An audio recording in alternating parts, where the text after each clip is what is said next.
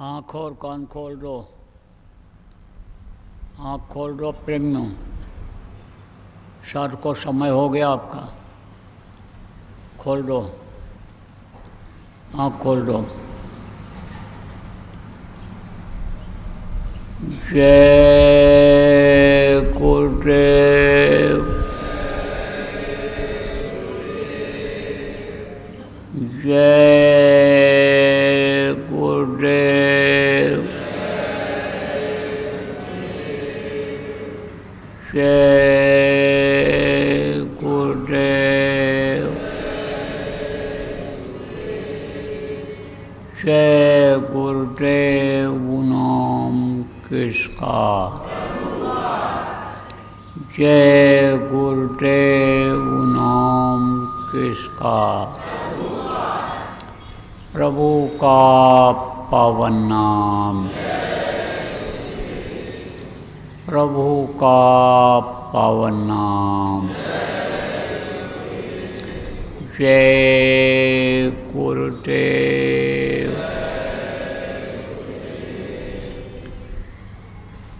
यह विनती गुरुदेव हमारी,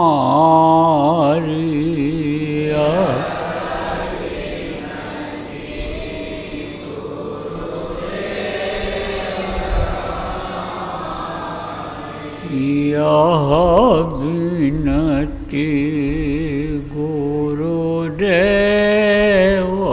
हमारी,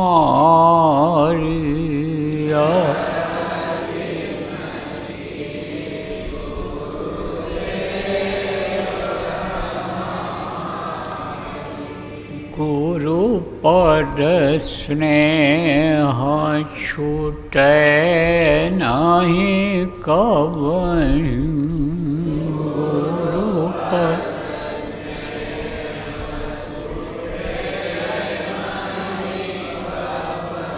भाव छूटे संसारी, भाव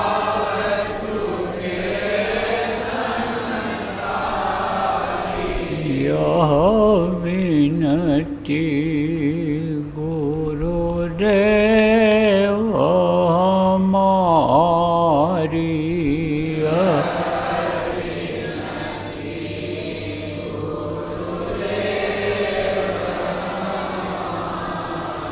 नित नव प्रेम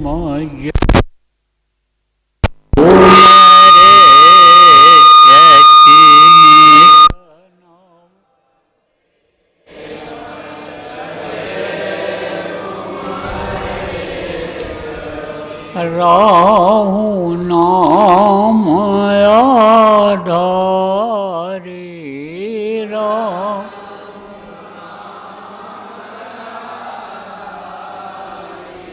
यह विनती गुरुदेव हमारी,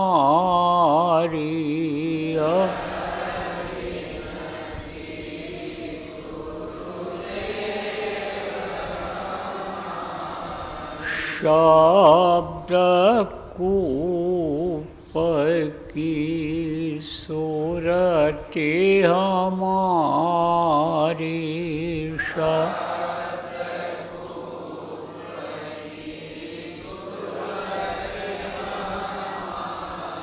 बनी रहे पनिहारी,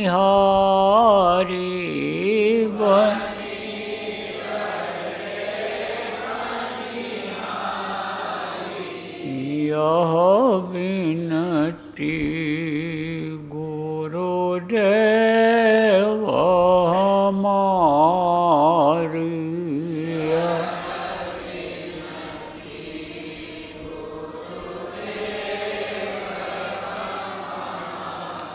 शब्द अमीय रस पिया निरंतर,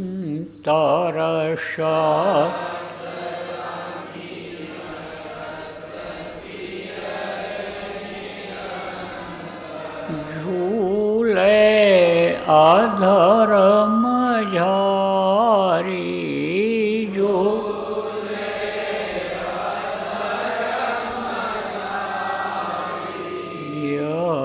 विनती गुरुदेव हमारी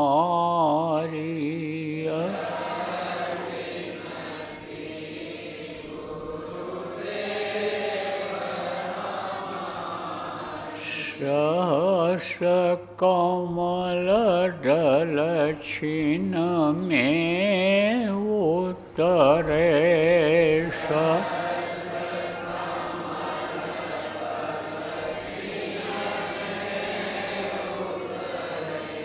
त्रिकुटी ले असमारी त्रिकुटी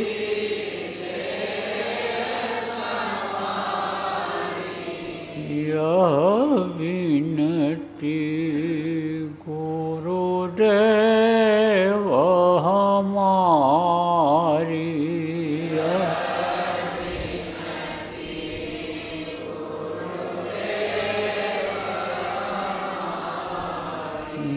निरखय रूप हंस वह अपना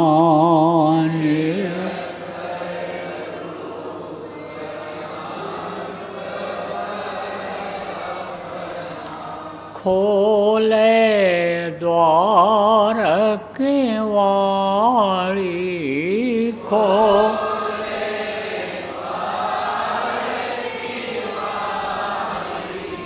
यह विनती गुरुदेव हमारी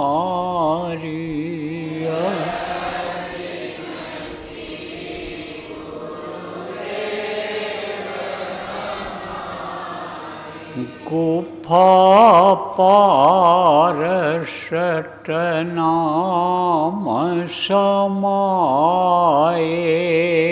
गुफा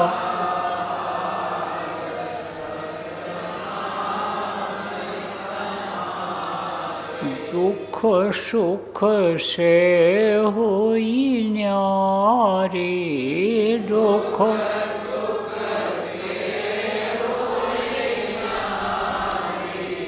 यह विनती गुरुदेव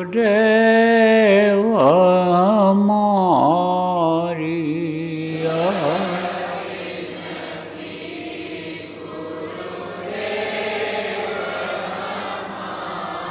यह विनती गुरुदेव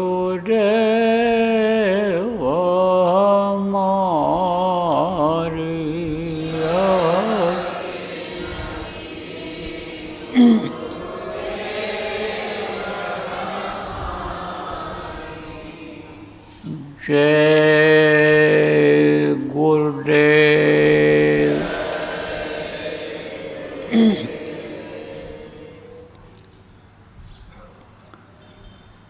सर्वसमर्थ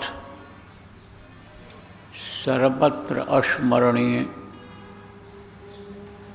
दाता दयाल दीनबंधु कृपा निधान परम पूज्य गुरु जी महाराज,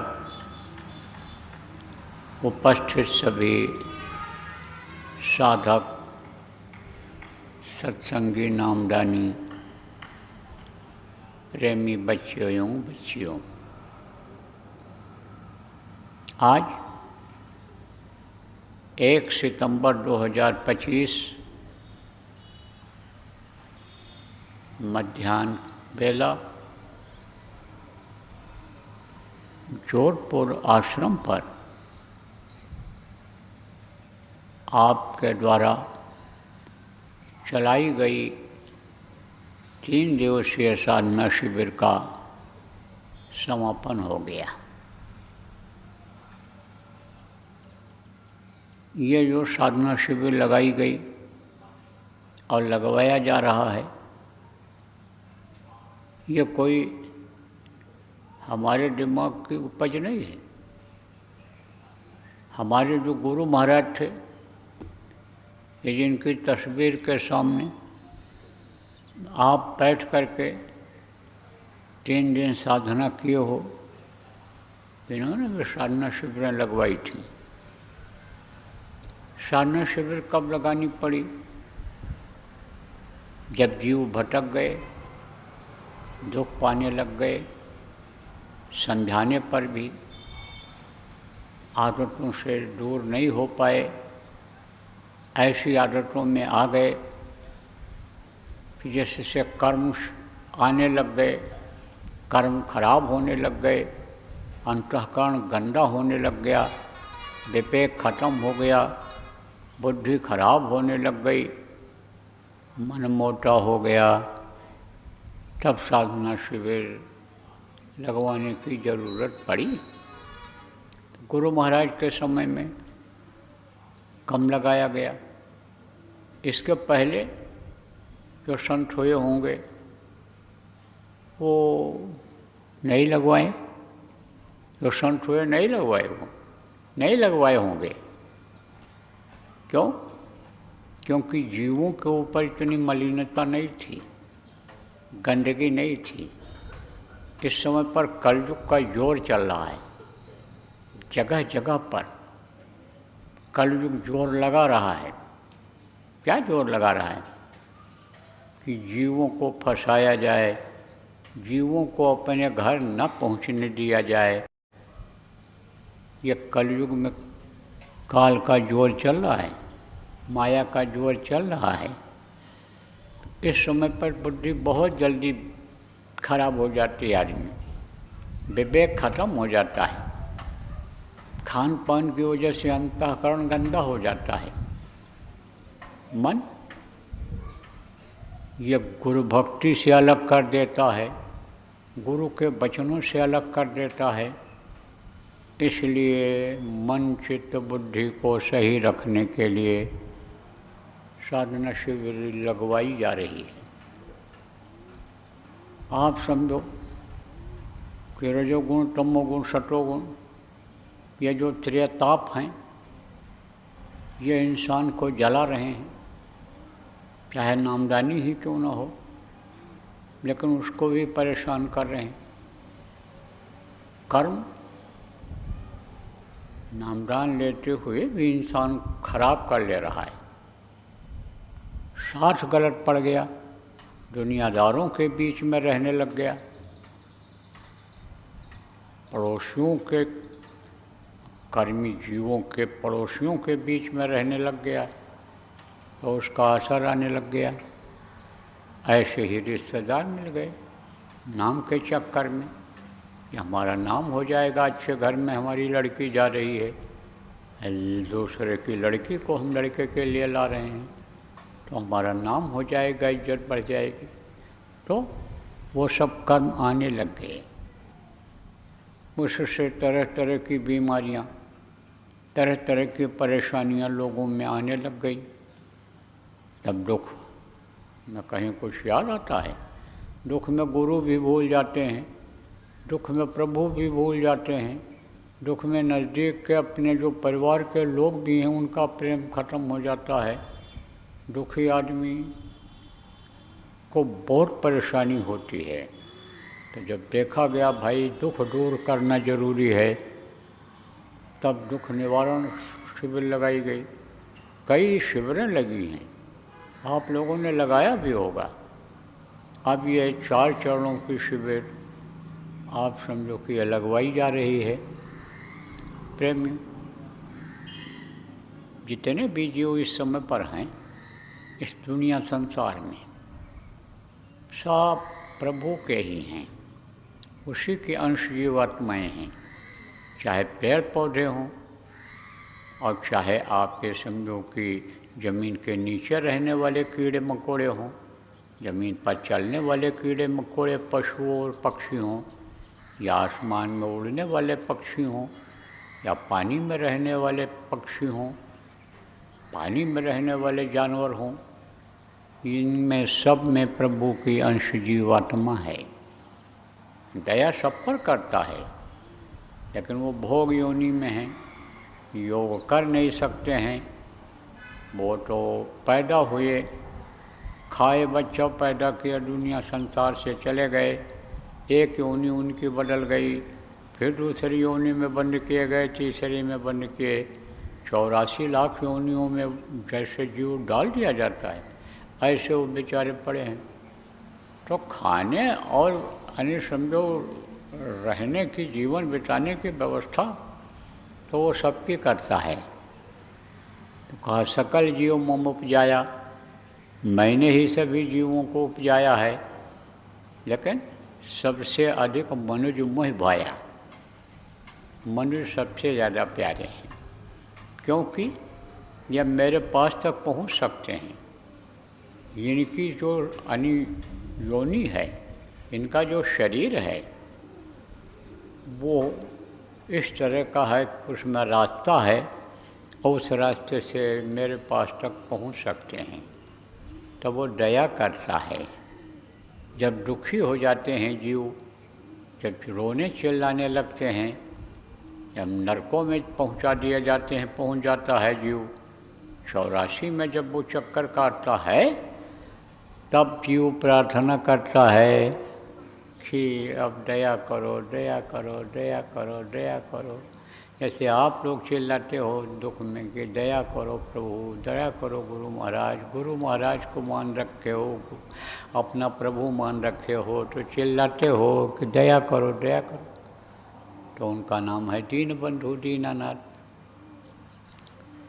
जब देखते हैं जीवों को दुखी, तब वो कहते हैं किसी न किसी को भेजते हैं। किसी को भेजते नहीं, बल्कि खुद आते हैं। निराकार यानी वो साकार रूप में आ जाते हैं। निराकार किसको कहते हैं? जिनको इन बाहरी आँखों से देखा नहीं जाता है, उनको निराकार कहा जाता है। और साकार किसको कहते हैं? जैसे आप हमको देख रहे हो, हम आपको देख रहे हैं। आप देखो, ये गुरु महाराज का फोटो लगा है, मंदिर बना है, आप यहाँ देख रहे हो। तो इस तरह से ये साकार है। जो इन आँखों से देखा जाता है वो चीज़ साकार है, और जिनको इन बाहरी आँखों से नहीं देख सकते हो वो निराकार है। तो प्रभु साकार रूप में आते हैं और समझाते हैं, बताते हैं। आप ये समझो, जितने भी आए महात्मा महापुरुष आए, सब में उसकी अंश रही है, प्रभु की अंश सब में रहा है, और उन्हीं की शक्ति से अन्य लोगों ने काम किया है। लीलाएँ भले की हूँ, जैसे आप ये समझो, प्रथम स्थान से व्यापक ब्रह्म निरंजन निर्गुण विगत विनोद, और सोच प्रेम भगत बस कौशल्या के गोद। आप ये समझो कि वो आए थे। कौन आए थे? राम भगवान तेरता में आए थे।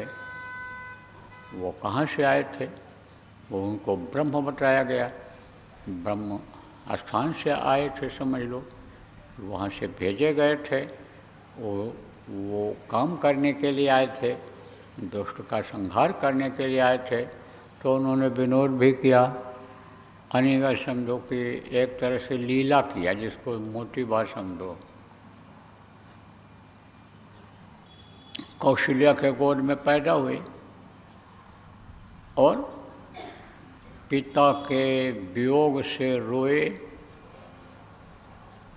जंगल में गए, लक्ष्मी को समझो सीता हरण पर आप ये समझो कि रोए, पता लगाए, जैसे हे खग मृग हे मधुकर श्रेणी, देखी तुमने सीता मृग नैनी। लीला किया, जानकारी थी, लेकिन एक ग्राउंड तैयार किया। जैसे लड़ाई करने को होता है, जैसे खेल खेलने को होता है, तो पिच बनाते हैं। क्रिकेट खेलना होगा, हॉकी खेलना होगा, तो एक मैदान बनाते हैं, ग्राउंड बनाते हैं। ऐसे ये सब उन्होंने ग्राउंड बनाया था। लक्ष्मण को शक्ति बाण लगा, तब रोए, मनुष्य जैसा व्यवहार किया उन्होंने, और एकदम से आप पे समझो कि कारण बनाया। क्या कारण बनाया? आप ये समझो कारण बनाया, यानी बाली को मारने का, रावण को मारने का, ख़त्म करने का कारण बनाया। तो ये सब उनकी लीला थी।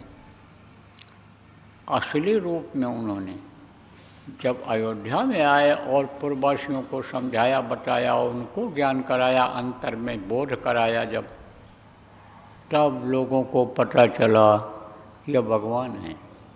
शुरू में राजकुमार राम थे, जब जंगल चले गए, पिता के आदेश का पालन किया तो मर्यादा पुरुषोत्तम राम कहलाए, और जब रावण को मार करके आए तब आप ये समझो कि महाबली राम कहलाए। और जब अंदर में बोध करा दिया लोगों को, अंतर में अपना रूप दिखा दिया, जब ब्रह्म ज्ञान हुआ लोगों को, तब उनको भगवान मानने लग गए। ऐसे ही कृष्ण भगवान ने अपना परिचय दिया। वो भी इधर उधर भटकते रहे, वो भी काम करने के लिए आए थे। आप समझो धर्म की स्थापना के लिए आए थे, दुराचारियों को का संहार करने के लिए आए थे। सब कारण बनाया, लीला किया। और जब अर्जुन को अपना रूप दिखाया अंतर में, महाभारत ही दिखा दिया, पहले देखो हो गया। और चक्र सुदर्शन ने सबका अनिसिर काट दिया है। उनको जब बोध हो गया अंतर में, जब देखा, तब उनको भगवान माने, प्रभु माने। तो आते हैं, इसी धरती पर आते हैं, लोगों को समझाते हैं, बताते हैं, नहीं मानते हैं तो उसी तरह का वेश बनाते हैं, उसी तरह से उनको बोध कराते हैं, ज्ञान कराते हैं। वो था ना, एक बादशाह था, महमूद नाम था। तो वो उसके राज्य में समझाता बताता रहता था, नियम कानून बहुत बढ़िया था उसका। प्रजा आप पे समझो कि सुखी रहती थी, लेकिन कुछ लोगों की चोरी करने की आदत बन गई। देखो प्रेमी, जहाँ पुण्य रहता है तहाँ पाप भी रहता है, और पाप रहता है तहाँ पुण्य भी आता है। समय होता है, समय समय पर ये आता रहता है। पुण्य लाने वाला पुण्यात्मा बना देता है, और पापी मिल जाते हैं तो लोग पापी हो जाते हैं, पापियों की संख्या बढ़ जाती है। तो सब कुछ होते हुए भी चोर हो गए, चोरियाँ बहुत होने लग गई, निगरानी भी रखने लगे। लेकिन शातिर चोर जो थे वो अपना अन्य समझो कि बंद नहीं किए, अपना वो अन्य समझो गतिविधियाँ बंद नहीं की उन्होंने। तब वो वेश बदल करके घूमने लगा, रात को कपड़ा उतार के, कभी किसी वेश में, कभी किसी वेश में, कभी भीख मंगे के वेश में, तो कभी किसी वेश में घूमने लग गया। पता लगाने लग गया कि क्या क्या कैसे लोग रहते हैं, क्या कहते हैं, क्या खाते हैं, किस तरह से। पहले भी घूमा करता था। तो जब चोरियाँ बढ़ी तो एक दिन चोर जैसा वेश बना लिया, और रात को ऐसे घूमता हुआ झूमता हुआ जा रहा था। और चोर बैठे थे वहाँ, शातिर चोर योजना ही बना रहे थे कि बड़ी चोरी कहाँ किया जाए, माल कहाँ से मारा जाए, उठाया जाए। तब तक यह दिख गया। यह जब दिख गया तो अंदाजा इसको लग गया कि चोर ही हैं। पूछा, डांटा चोरों ने, कौन हो तुम, कहाँ जा रहे हो? बोला, मैं चोर हूँ, चोरी करने जा रहा हूँ, चलोगे मेरे साथ? तो अब जो है वो लोग बैठो, बातचीत किया। अब उसी तरह का राजा तो माहिर था ही, राजा तो हर काम में माहिर रहता था, और जो माहिर होता था, राजा जानकार होता था हर चीज़ का, वही राज को बढ़िया चलाता था। जब राजतंत्र था, जैसे आज प्रजातंत्र में प्रधानमंत्री और राष्ट्रपति और ये लोग जो बुद्धिमान होते हैं, हर चीज़ की जानकारी रखते हैं, वही देश को चला पाते हैं, वही देश आगे विकास करता है, वही देश धर्मनिष्ठ राष्ट्र बन जाता है। तो अब आप ये समझो प्रेमियों कि लोग समझ गए कि है ये भी शातिर ही चोर। तब यह हुआ कि तुम भी चोरी मेरे साथ करोगे? गैंग वालों ने कहा। बोला मैं तो चोरी की तलाश में निकला ही हूँ, अकेला था, आप लोग मिल गए। तो कहा तो तुमको भी भर्ती कर लेते हैं। तो अब बताओ कि आज का लीडर किसको बनाया जाए? मुखिया, नेता जिसको कहते हैं। क्योंकि वो लोग जब चोरी करने जहाँ जाते थे, योजना बनाते थे, तो जिस काम में जो माहिर रहता था उसी में से किसी न किसी को लीडर बना लेते थे। और जब वो इशारा जैसा करता, जिस हिसाब से कहता था उस हिसाब से सब लोग करते थे, और माल जब ले आते थे तो सब बांट लेते थे। तो कहा भाई कि अब अपनी अपनी विशेषता बताओ। तो एक आदमी उसमें से बोला कि मैं ऐसी गांठ लगा के फेंक देता हूँ कि वो फंस जाती है और कस जाती है, फंस करके उस रस्से को पकड़ करके कितने भी आदमी चढ़ जाएं तो गांठ नहीं खुलती और निकलता नहीं है जहाँ से फंस जाता है। तो दूसरे से पूछा कि आप अपनी विशेषता बताओ। तो उसने कहा मैं ऐसा सेंध लगा देता हूँ, ऐसा सुराख दीवार में बना देता हूँ कि कितने आदमी उसमें घुस जाएं और पता न चले, और इतना जल्दी काट देता हूँ दीवार को, आवाज़ भी नहीं होती है कि किसी को पता न चले, और घंटों का काम मिनटों में करके वापस आ जाएं। तो फिर तीसरे से पूछा कि भाई आप बताओ। तो तीसरे ने कहा कि हम यानी सूंघ करके बता देते हैं कि माल कहाँ रखा है, सोना चांदी रुपया पैसा रखा कहाँ है, उसकी खुशबू मेरे नाकों में आ जाती है, मैं सूंघ करके बता सकता हूँ। चौथे से कहा है कि तुम्हारे अंदर क्या विशेषता है, किस चीज़ में तुम माहिर हो, परिपक्व हो। तो उसने कहा कि मैं जानवरों की बोली पहचानता हूँ कि जानवर क्या कह रहा है। आदमी की बोली तो सब पहचान जाते हैं, लेकिन मैं जानवरों की बोली पहचानता हूँ कि जानवर क्या कह रहा है, पानी मांग रहा है कि यानी खाने को मांग रहा है कि किसी को कुछ बात बता रहा है, तो ये मैं पहचान जाता हूँ।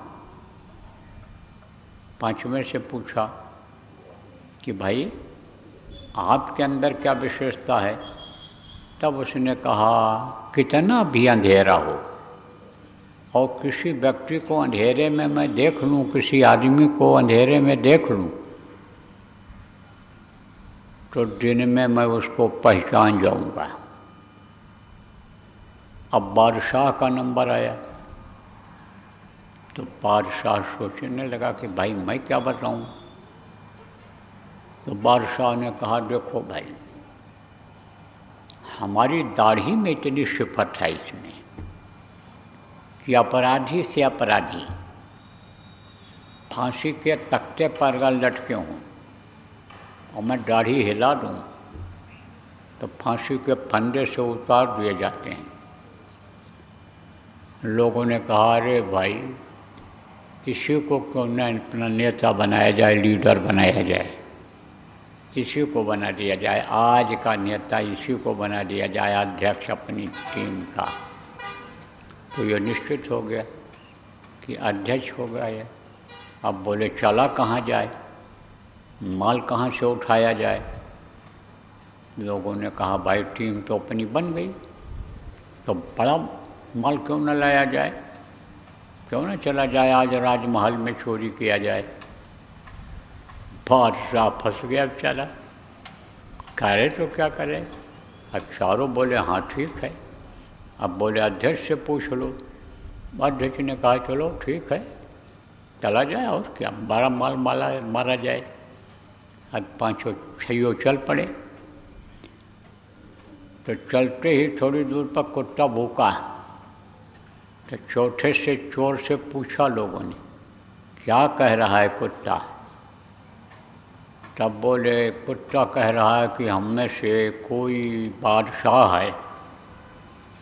तो सब हंस पड़े, बादशाह भी हंस पड़ा कि चोरों में बादशाह है, ये तो ऐसे ही है, चाहे कुत्ता गलत बोल रहा है और चाहे ये पहचान नहीं पा रहा है बोली कुत्ते की। चल पड़े, गए, रस्सी फंसाया, चढ़ गए सब के सब।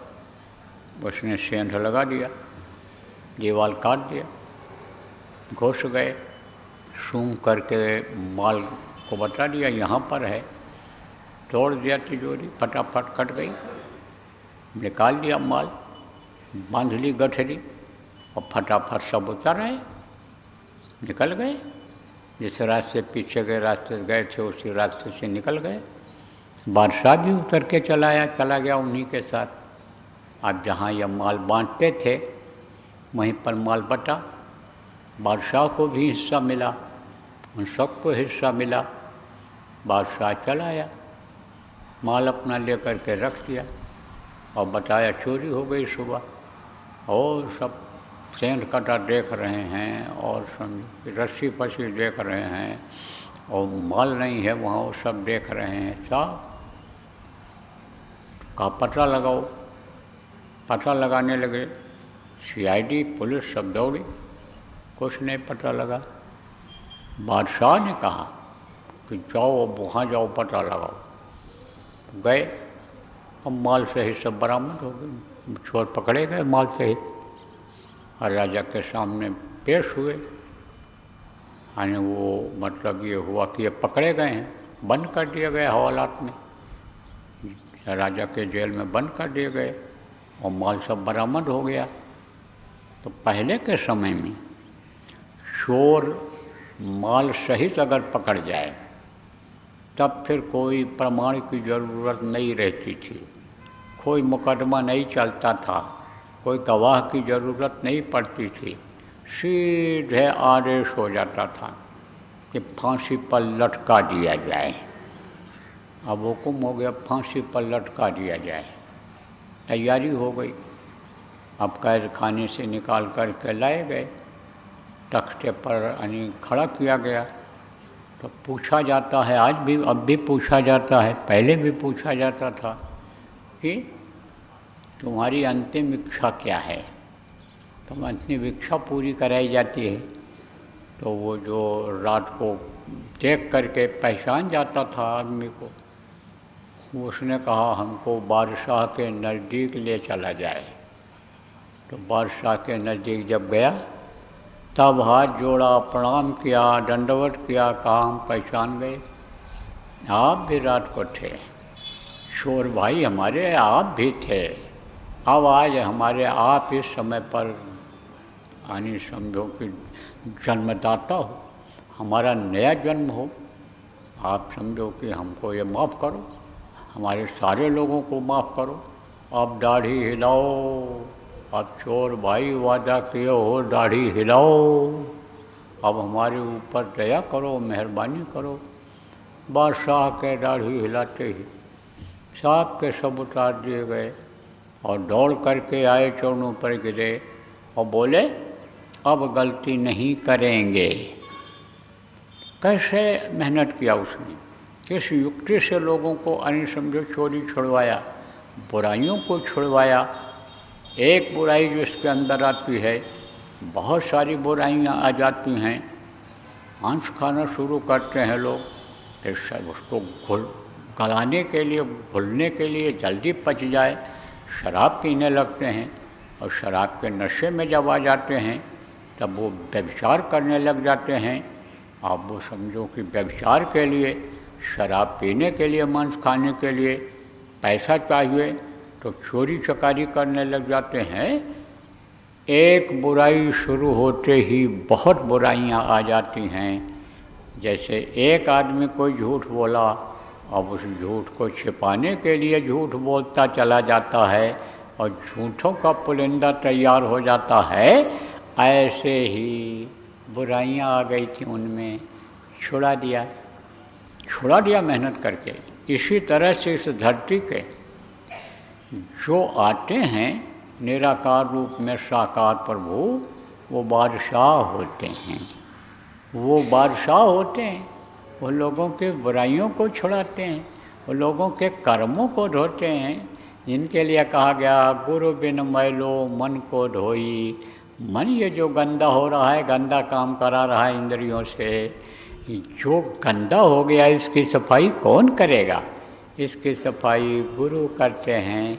तो गुरु महाराज हमारे जो थे प्रेमियों, वो समझो कि इसी तरह से साधना करवा करके लोगों को बुराइयों से अलग किया, मन को साफ किया, चित्त को साफ किया, अंतःकरण को साफ किया।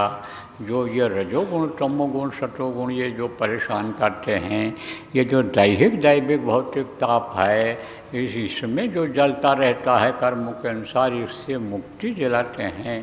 तो कौन किया ये? गुरु महाराज। अब समय की बात होती है, समय बदलती है, परिस्थिति बदलती है। यही घर जो स्वर्ग जैसा था, अब देखो इसी में नरक जैसा जीवन लोगों का हो रहा है। चाहे सत्संगी हों चाहे गैर सत्संगी हों, सुखी कौन है? सुखी वही जो नाम आधार, जो सुमिरन करता, ध्यान करता, भजन करता है, उसको थोड़ी सी शांति है। लेकिन है तो वो भी पत्थर ही जैसा। कौन सा पत्थर? एक पत्थर तपता है, किसमें? धूप में पड़ा हुआ। जैसे दुनियादार तप रहे हैं, दुनियादार परेशान हो रहे हैं, वैसी परेशानी उनको नहीं है जो सुमिरन ध्यान भजन रोज कर लेते हैं, गुरु के वचनों के अनुसार चलते हैं। उनको उतनी परेशानी नहीं है कि जो सत्य हिंसा परोपकार सेवा रूपी धर्म का पालन करते हैं, प्रचार प्रसार में जो लगे हुए हैं, जो आदेश के पालन में लगे हुए हैं, उनको उतनी परेशानी नहीं है। सुखी वही जो नाम आधार, जो नाम को जपते हैं, उनसे सुखी हैं। लेकिन आप ये समझो कि आत्मा उनकी भी दुखी है। किसकी? जो ये करते हैं। क्यों? क्योंकि आत्मा तो अभी यानी समझो पत्थर ही है। कौन सा पत्थर? आप ये समझो प्रेमियों कि पानी में पड़ा हुआ पत्थर, पानी में पड़ा हुआ पत्थर थोड़ा शीतल रहता है, ठंडा रहता है, और बाहर जो रहता है धूप में, वो तपता रहता है, ज़्यादा गर्म रहता है। तो है तो जीव वही जड़ जीव है, वो अभी चैतन्यता उसमें आई नहीं है। चैतन्यता कब आएगी? जब शब्द मिलेगा, जब उसको खुराक मिलेगा, तब चेतन होगी। और नहीं तो वो बिल्कुल मरी पड़ी हुई है जीवात्मा, अपनी जगह से उठ नहीं पा रही है। जैसे कोई बेहोश हो जाए, उठ नहीं पाता है, इसी तरह से वो जीवात्मा बेहोश है दुनिया के चक्कर में, उसी परिवार और उसी समाज के चक्कर में पड़ी हुई ये जीवात्मा, ये बेहोश जैसी है, जो उठ नहीं पा रही। इसमें चैतन्यता कब आएगी? जब शब्द का आहार ये करेगी। जैसे कोई भूखा आदमी हो तो उठ नहीं पाता है, पड़ा रहता है। आप ये समझो, उसको रोटी खिला दो, खुराक दे दो, कोई भी चीज़ दे दो, तो चलने फिरने लगेगा, चैतन्यता आ जाएगी, नहीं तो जड़ रहेगा। तो यह चेतन कब होगी जीवात्मा? जब शब्द पकड़ में आएगा। आप भी समझो, तब ये चेतन होगी। तो चेतन किससे होगी प्रेमियों? यह साधना शिविर लगवाने से, बैठने से, इसके अंदर चैतन्यता आ जाएगी। देखो, अतिशय रगड़ करे जो कोई, अनल प्रगट चंदन ते होई। देखो, चंदन शीतल होता है, ठंडा होता है, लेकिन रगड़ते रहो तो उसमें भी आग निकल आती है। ऐसे ही जब बैठते रहोगे तो दया हो जाएगी, गुरु की बात बन जाएगी। जो गुरु रूप में हमारे आपके प्रेमियों बादशाह की तरह से गुरु महाराज थे, धरती के सरताज थे, आप ये समझो उनकी दया हो जाएगी, कृपा हो जाएगी। पहले उस समय पर वो निराकार थे, अब वो साकार रूप में हो गए। माने पर साकार रूप में थे, आँखों से दिखाई पड़ते थे। अब वो ओझल हो गए, चले गए, लेकिन निराकार रूप में अब भी हैं। उनकी दया हो जाएगी। जब अंतर में उनको देखोगे तब पता चलेगा कि अब भी मौजूद हैं, हमारे अंग संग हैं। तभी तो वो साधक ने प्रार्थना किया, गुरु मोहि अपना रूप दिखाओ। किससे प्रार्थना किया? गुरु के साक्षात सामने शरीर से जब वो दिखाई पड़ते थे तब प्रार्थना किया, मुझे अपना रूप दिखाओ। अरे बैठे हैं तब क्या रूप दिखाओ? अंतर का रूप, कि अंतर में आपका कैसा है, चेहरा मोहरा कैसे हो, वो रूप दिखाओ। तो गुरु मदद कर देते हैं और जीवात्मा का कल्याण हो जाता है। जिसलिए मनुष्य शरीर मिला वो काम पूरा हो जाता है। तो प्रेमियों, आप लोग साधना शिविर पीछे भी लगाए हो, पिछले साधना शिविर में भी जो आदेश हुआ था उसको भी आप लोग लगाए होंगे, और ये अभी 4 चरणों का था, इसको भी लगाए हो। लेकिन अभी आपको और लगाना है, और समय आपका निकला चला जा रहा है। जो समय सीमा आपको दी गई थी उसके अंदर पूरा कर लेना है। तो देखो 10-12 दिन का समय है, आज का तो दिन निकल गया, और कल आपका सत्संग है वो भी निकल जाएगा। तो 10 ही 11 दिन 12 दिन मान लो आपका बचता है। उसके बाद फिर दूसरा आदेश मिलने वाला है। तो चूक जाओगे कि नहीं चूक जाओगे? अरे भाई, जो ये जगाने वाली बात ये बताई गई, वो कैसे, ये विवेक कैसे उत्पन्न हो पाएगा? अंतःकरण आपका कैसे साफ हो जाएगा? बुद्धि ही अभी सही नहीं हुई, क्योंकि सबको अनुभूति हुई ही नहीं। शांति जरूर मिली आपको जो बैठे हुए हो, लेकिन थोड़े ही लोगों को इसमें कुछ नहीं समझो, झलक मिली होगी। तो कैसे होगा ये? फिर वैसे वैसे रह जाओगे, हाँ, जड़ ही के जड़ रह जाओगे, चैतन्यता कहाँ से आएगी? इसलिए जल्दी से पूरा कर लो, जल्दी से। उसके लिए अभी आपको छुट्टी होगी थोड़ी देर के लिए, और जाना, पेट में कुछ डाल लेना, मिल जाए प्रसाद जो भंडारे में बना हो, और फिर उसके बाद बैठ करके आप मीटिंग करो। ये बच्चियाँ माताएँ अलग गोष्ठी कर लें, आप लोग अलग गोष्ठी कर लो, या चाहो सब लोग एक साथ बैठ करके मीटिंग करो, और तुरंत की तुरंत योजना बनाओ, तुरंत योजना बनाओ। और हमको एक आदमी बताओ कि इस तरह योजना बन गई, और आपके ज़िले में कहाँ कहाँ लगा इसकी भी जानकारी हमको दो। वहाँ भी पता करो चारों लग पाया नहीं लग पाया, जिला स्तर का ही यहाँ लगता रहा या और जगहों पर लगता रहा है। यह सारी जानकारी आप करके हमको बताओ, क्योंकि मैं यहाँ मौजूद हूँ। और आप सब बताओ कब हम शुरू करेंगे, कब ख़त्म करेंगे, कहाँ करेंगे, कैसे करेंगे। कोई जगह ये तो बताई नहीं गई है कि यहीं पर हो, कहीं दूसरी जगह भी आप कर सकते हो, लेकिन होना चाहिए। चारों चरण होना, चारों में बैठना चाहिए आदमी को। जो चारों में बैठेगा उसको अलग लाभ मिलेगा, एक में बैठेगा उसको अलग लाभ मिलेगा, 1 घंटा बैठेगा उसको अलग लाभ मिलेगा, ज़्यादा देर तक बैठेगा उसको अलग अनुभव करेगा, अनुभूति होगी उसको। तो ये सब आप समझो, उसकी आप सब योजना बना लो, लोगों को बताओ। जिम्मेदार बन जाना ये कोई जिम्मेदारी नहीं है, जिम्मेदारी निभाओ। और नहीं निभाओगे तो ये जो साधक लोग हैं ये आपको कोई जिम्मेदार नहीं समझते हैं। ये तो काम को देखेंगे, हमको इन्होंने कितनी प्रेरणा दिया, साधना शिविर हमारी कितनी लगवाया, हमको क्या मदद किया, ये कितनी देर तक बैठे, ये लोग देखेंगे तो आपको निकाल बाहर कर देंगे। जो इज्जत के लिए आप लोग जगह लिए हुए हो, जो इज्जत के लिए पद लिए हुए हो, वो इज्जत खत्म हो जाएगी नहीं हो जाएगी। इसलिए उसको बनाए रखने के लिए जो असली चीज़ है उसको कराओ इनसे, और खुद भी करो। अब खुद नहीं बैठोगे तो कैसे पता चलेगा कि क्या टेस्ट मिलता है इसका, क्या आनंद मिलता है। इसलिए बस वही काम जो पहले से करते आ रहे हो उसी में लोगों को लगा देते हो, उसमें भी यही साधक काम आते हैं आपके। इसलिए इनका साथ दो साधकों का, और साधना शिविर लगवाओ। आप लोग जो जिम्मेदार बने हुए हो, जिला के, आप समझो जोन के जो जिम्मेदार बने हुए हो, ये सब आप इन कामों को करो, कराओ। और ये संदेश जहाँ तक जा रहा है सब के लिए जा रहा है, देश विदेश के लिए। इसको आप जो जिम्मेदार सुनो तो सबको बताओ कि भाई जहाँ जहाँ पर पिछड़ रहा है वहाँ पर लगवाओ।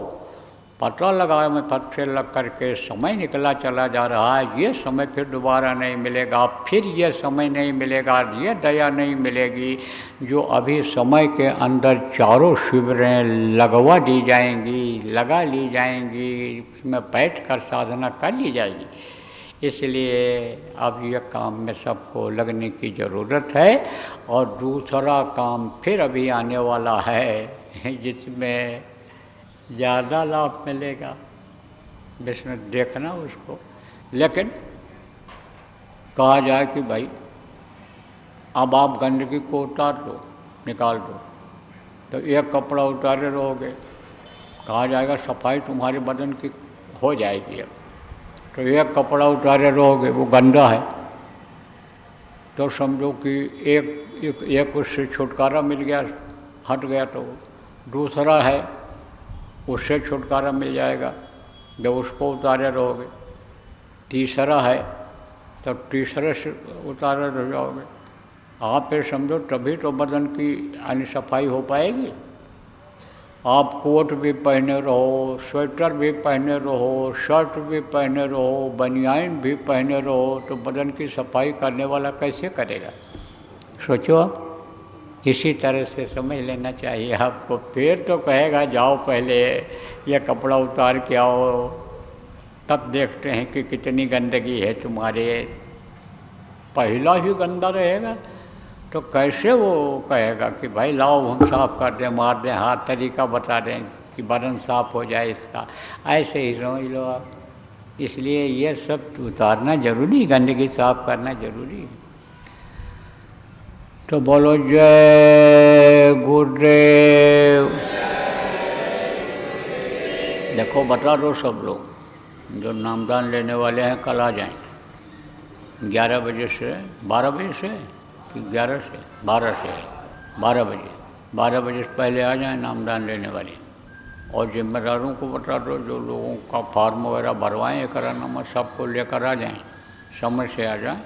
और गुरु महाराज की दया रहेगी तो सुना करके नामदान दे दिया जाएगा, असली चीज़ दे दी जाएगी, ताकि उनको न तरस न रहे कि सुमिरन क्या होता है, ध्यान क्या होता है, भजन क्या होता है, उसकी जानकारी करा दी जाएगी।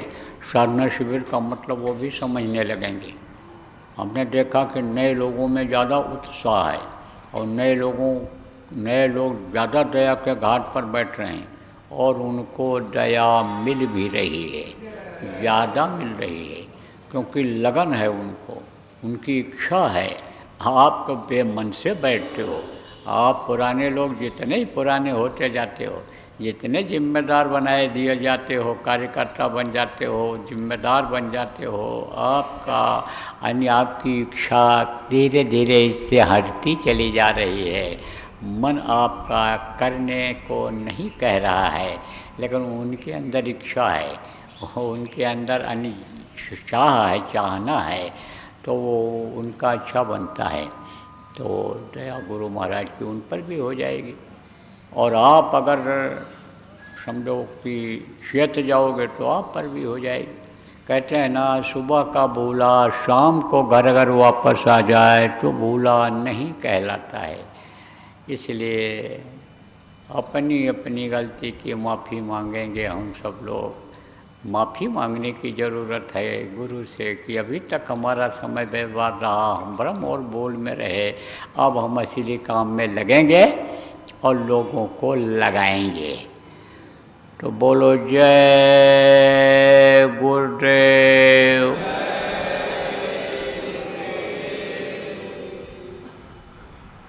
विनय करूं मैं जो कर जोरे, सतगुरु द्वार तुम्हारे विनय।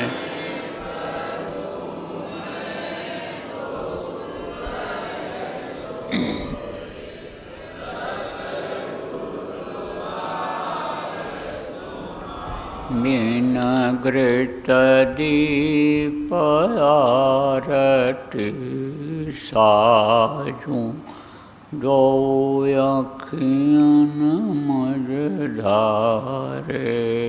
बिन घृत दीप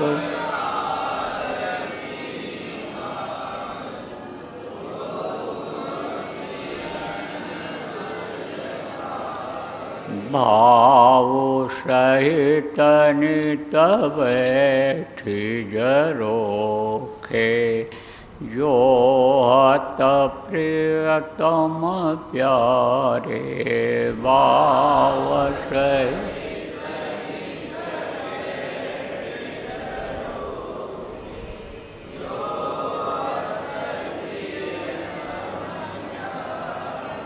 पग ध्वनि सुनो श्रवण अपने मन के काज विसारे पग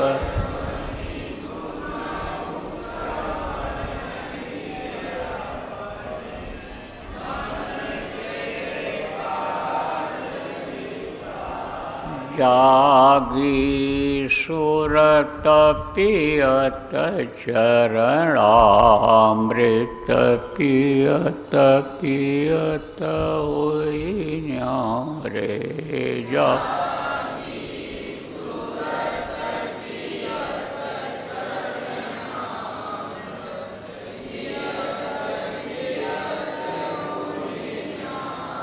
घंटा शंख मृदंग सारंगी बंशी बीन सुनारे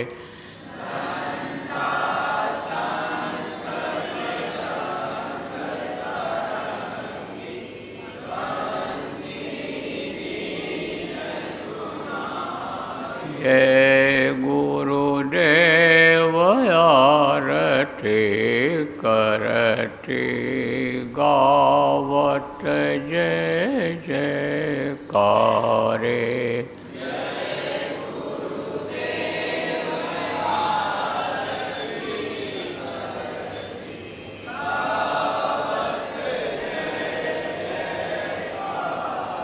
विनय करूं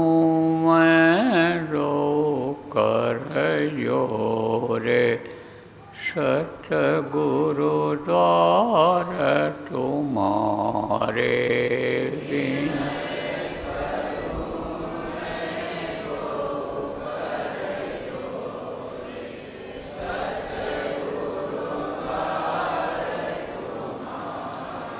दाता द्वार तुम्हारे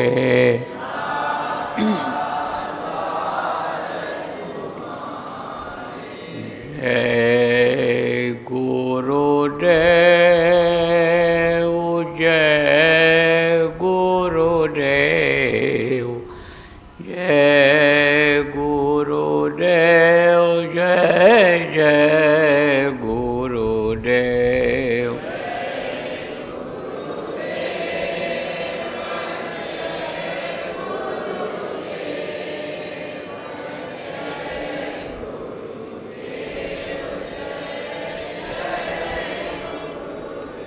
जय गुरुदेव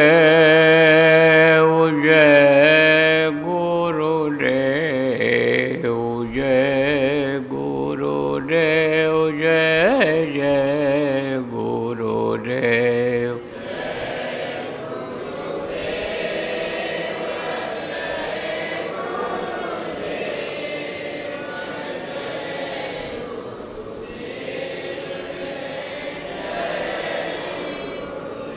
जय गुरुदेव